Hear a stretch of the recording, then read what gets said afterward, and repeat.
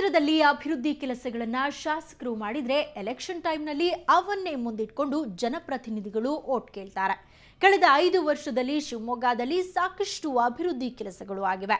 ಅವುಗಳ ಕ್ರೆಡಿಟ್ ಮಾತ್ರ ಮಾಜಿ ಮುಖ್ಯಮಂತ್ರಿಗೆ ಸಲ್ಲತ್ತೆ. ಇದರ ಬಗ್ಗೆ ಕ್ಷೇತ್ರದ ಮತದಾರರು ಏನ್ ಹೇಳ್ತಾರೆ ಅಂತ ನೀವೇ ನೋಡಿ.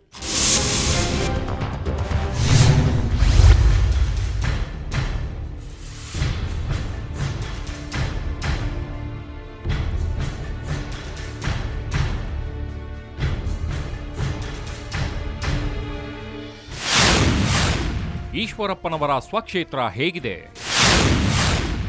ಮತದಾರರು ಏನು ಹೇಳ್ತಾರೆ? ಶಿವಮೊಗ್ಗ ಜಿಲ್ಲೆಯ ಉಸ್ತುವಾರಿ ಸಚಿವರಾದ ಡಿಸಿಎಂ ಈಶ್ವರಪ್ಪ ಜಿಲ್ಲೆಯ ಉಸಾಬರಿಗೆ ಹೋಗದೆ ಶಿವಮೊಗ್ಗ ನಗರಕ್ಕೆ ಮಾತ್ರ ಸೀಮಿತರಾಗಿರುವ ಆರೋಪಕ್ಕೆ ಗುರಿಯಾಗಿದ್ದಾರೆ.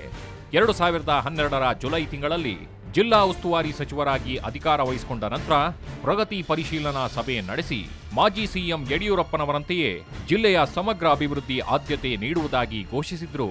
ಆದರೆ ಕೆಡಿಪಿ ಸಭೆ ನಡೆಸಲೇ ಇಲ್ಲ. ಚುನಾವಣೆ ಹತ್ತಿರವಿರುವಾಗ ತಿಂಗಳಿಗೊಮ್ಮೆ ಜಿಲ್ಲಾಧಿಕಾರಿ ಕಚೇರಿಯಲ್ಲಿ ಶಿವಮೊಗ್ಗ ನಗರದ ಯೋಜನೆಗಳ ಕುರಿತು ಸಭೆ ನಡೆಸಿದ್ರು.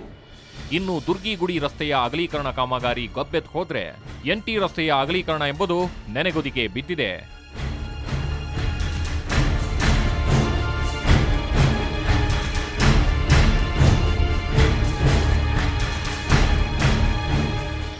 ಶಿವಮೊಗ್ಗ ನಗರದಲ್ಲಿ ಈಶ್ವರಪ್ಪ ಅವರು ಹಲವಾರು ಹುದ್ದೆಗಳನ್ನ ಸರ್ಕಾರದ ಹಲವಾರು ಹುದ್ದೆಗಳನ್ನ ಅಲಂಕರಿಸಿದ್ರು ಕೂಡ ಇವತ್ತು ಶಿವಮೊಗ್ಗ ನಗರ ಯಾವುದೇ ಕಾರಣಕ್ಕೂ ಇವತ್ತು ಅಭಿವೃದ್ಧಿ ಹೊಂದಿಲ್ಲ.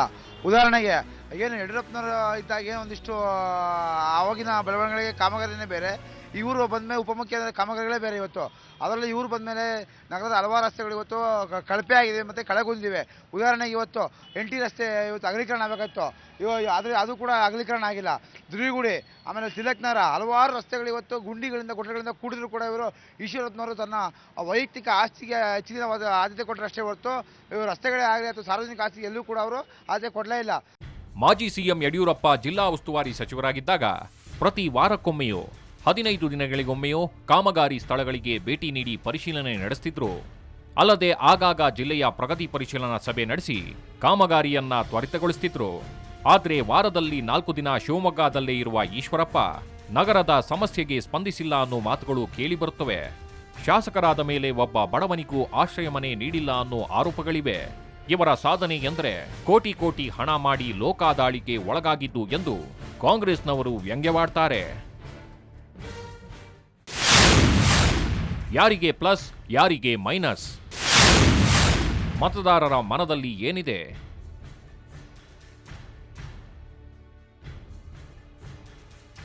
ಯಡಿಯೂರಪ್ಪ ಬಿಜೆಪಿ ಜೆಡಿಎಸ್ ಸಮ್ಮಿಶ್ರ ಸರ್ಕಾರದಲ್ಲಿ ಉಪಮುಖ್ಯಮಂತ್ರಿ ಆಗ್ತಿದ್ದಂತೆ ಶಿವಮೊಗ್ಗ ಜಿಲ್ಲೆಯ ಪಾಲಿಗೆ ಅಭಿವೃದ್ಧಿ ಪರ್ವ ಆರಂಭಗೊಂಡಿತ್ತು. ಅದರಲ್ಲೂ ಶಿವಮೊಗ್ಗ ನಗರದಲ್ಲಿ ಹಲವಾರು ವರ್ಷಗಳಿಂದ ನೆನೆಗುದಿಗೆ ಬಿದ್ದಿದ್ದ ಖಾಸಗಿ ಬಸ್ ನಿಲ್ದಾಣ, ಮಿನಿ ವಿಧಾನಸೌಧ, ತುಂಗಾ ಸೇತುವೆ, ರೈಲ್ವೆ ಮೇಲ್ಸೇತುವೆ, ಸರ್ಕಾರಿ ಮೆಡಿಕಲ್ ಕಾಲೇಜು, ಮೆಗ್ಗಾನ್ ಆಸ್ಪತ್ರೆಯ ಆಧುನೀಕರಣ ಮುಂತಾದ ಕಾರ್ಯಗಳು ನಡೆದವು.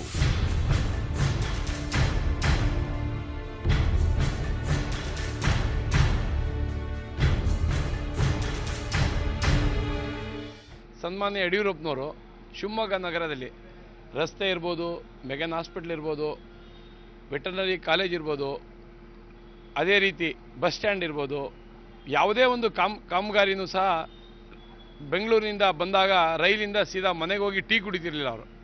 ಅವರು ಸೀದಾ ಟ್ರೈನಲ್ಲೇ ರೆಡಿ ಆಗಿಬಿಟ್ಟು ಎಲ್ಲ ಕಾಮಗಾರಿ ಬ್ರಿಡ್ಜ್ ಇರ್ಬೋದು, ಹಾಸ್ಪಿಟ್ಲ್ ಇರ್ಬೋದು, ಪ್ರತಿಯೊಂದು ಕಾಮಗಾರಿನ ವೀಕ್ಷಣೆ ಮಾಡಿ ಅಧಿಕಾರಿಗಳ ಜೊತೆಗೆ ಚರ್ಚೆ ಮಾಡಿ ಅವರು ಸಹ ಅಧಿಕಾರಿಗಳು ಯಾವುದೇ ರೀತಿ ಸುಳ್ಳು ಹೇಳೋಕ್ಕಾಗ್ತಿರ್ಲಿಲ್ಲ.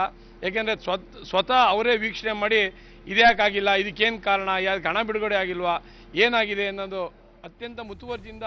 ರಾಜ್ಯದಲ್ಲಿ ಅಭಿವೃದ್ಧಿ ಹೊಂದುತ್ತಿರುವ ನಗರಗಳಲ್ಲಿ ಶಿವಮೊಗ್ಗವೂ ಸೇರಿದೆ. ಯಡಿಯೂರಪ್ಪ ಉಪಮುಖ್ಯಮಂತ್ರಿ ಮತ್ತು ಮುಖ್ಯಮಂತ್ರಿ ಆದ ಬಳಿಕ ಶಿವಮೊಗ್ಗ ನಗರಕ್ಕೆ ಕನಿಷ್ಠ 1,000 ಕೋಟಿ ರೂಪಾಯಿಗಳ ಅನುದಾನ ವಿವಿಧ ಕಾಮಗಾರಿಗಳಿಗೆ ಒದಗಿ ಬಂದಿದೆ. ಒಟ್ಟಾರೆ ಶಿವಮೊಗ್ಗ ಜಿಲ್ಲೆಯ ಚುನಾವಣೆ ಅಖಾಡ ರಂಗೇರುತ್ತಿದೆ. ಈ ಪ್ರತಿಷ್ಠಿತರ ಕಾಳಗದಲ್ಲಿ ಯಾರಿಗೆ ಸೋಲು, ಯಾರಿಗೆ ಗೆಲುವು ಅನ್ನೋದು ಮಾತ್ರ ಈಗಲೇ ಹೇಳೋದಕ್ಕೆ ಬರೋದಿಲ್ಲ. ಇಲ್ಲಿ ಮಾತ್ರ ಬಿಜೆಪಿ ಕೆಜೆಪಿ ನಡುವೆ ಫೈಟ್ ಇದ್ದು ಯಡಿಯೂರಪ್ಪನವರು ಈಶ್ವರಪ್ಪನವರಿಗೆ ಸ್ವಕ್ಷೇತ್ರದಲ್ಲಿ ಗೆಲ್ಲಲಿ ಅಂತ ಸವಾಲ್ ಹಾಕಿದ್ದಾರೆ.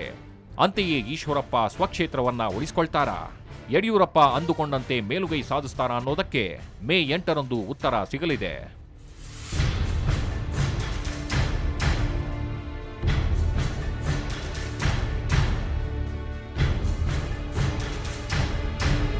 ಶಿವಮೊಗ್ಗ ಅಖಾಡ ಈಗ ಯಡಿಯೂರಪ್ಪ ಮತ್ತು ಈಶ್ವರಪ್ಪನವರ ಬಿಗ್ ಫೈಟ್ನಿಂದ ಬಿಸಿ ಆಗ್ತಾ ಇದೆ. ಇವ್ರ ಜೊತೆಗೆ ಕಾಂಗ್ರೆಸ್ ಮತ್ತು JDS ಪಕ್ಷಗಳು ಕೂಡ ಪೈಪೋಟಿ ನೀಡಲಿಕ್ಕೆ ಸಿದ್ಧವಾಗಿದೆ. ಆದರೆ ಯಾರನ್ನು ಗೆಲ್ಲಿಸ್ತಾನೆ ಮತದಾರ ಅನ್ನೋದು ಈ ಶಿವಪ್ಪ ನಾಯಕನೇ ಬಲ್ಲ. ಶಿವಮೊಗ್ಗದಿಂದ ಕ್ಯಾಮರಾ ಪರ್ಸನ್ ನವೀನ್ ಹಾವೇರಿ ಜೊತೆ ರಾಜೇಶ್ ಕಾಮತ್, ಸುವರ್ಣ ನ್ಯೂಸ್. ಅತಿರಥರ ಅಖಾಡದಲ್ಲಿ ಮತ್ತೊಬ್ಬ ನಾಯಕ ಕ್ಷೇತ್ರದ ಸಂಪೂರ್ಣ ಡೀಟೇಲ್ಸ್ ಹೊತ್ಕೊಂಡು ನಿಮ್ಮ ಮುಂದೆ ಹಾಜರಾಗ್ತೇವೆ. ನೇರ, ದಿಟ್ಟ, ನಿರಂತರ ಸುದ್ದಿಗಾಗಿ ನೋಡ್ತಾ ಇರಿ ಸುವರ್ಣ ನ್ಯೂಸ್.